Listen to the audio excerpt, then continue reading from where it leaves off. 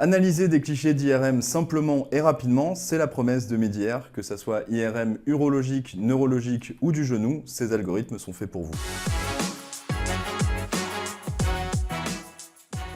Donc, chez Mediair, on simplifie l'analyse d'IRM grâce à l'intelligence artificielle. Donc, notre mission, c'est faire gagner du temps aux professionnels de santé tout en améliorant la qualité de diagnostic et la prise en charge des patients.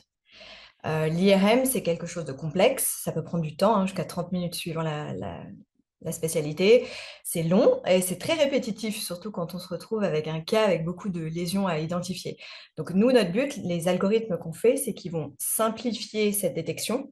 Ils vont automatiquement donner des comptes rendus et ensuite, ils vont donner des idées complémentaires comme l'analyse longitudinale, la comparaison aux normes, les schémas intégrés ou des indicateurs d'évolution. Tout est là pour optimiser en fait la prise en charge du patient et la décision du radiologue.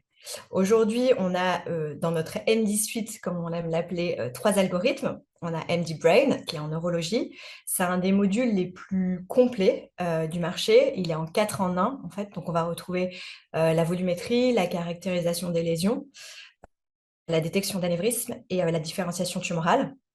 On est ensuite venu avec un nouveau module qui est MD Prostate, donc pour l'analyse des lésions de prostate et le suivi des cancers, hein.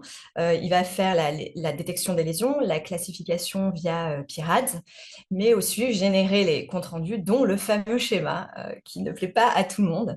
Et le troisième algorithme qu'on a choisi de faire et qu'on a sorti cette année, c'est MDNI, qui, sans grande surprise, est spécialisé dans l'analyse des IRM de genoux. On a vraiment pensé la solution pour que le radiologue ait la main sur les rapports et qu'il puisse plus s'appuyer sur eux et les rendre.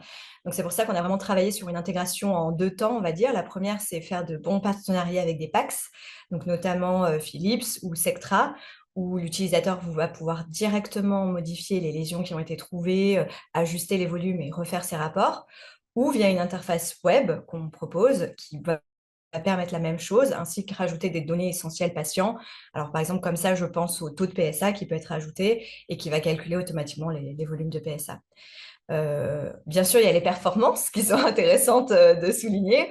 MD Prostate, on vient de faire un papier dans le European Journal of Radiology qui montre qu'on a une bonne sensibilité de 86%, qui est égale à celle d'experts. On a aussi beaucoup de publications sur MD Brain, à peu près 30, hein, qui ont prouvé les mêmes gains en sensibilité, mais aussi un gain de temps. Donc, on est environ à 57% du temps en moins pour les diagnostics de la démence, ou 48% de réduction de la charge de travail dans le suivi des scléroses en plaques.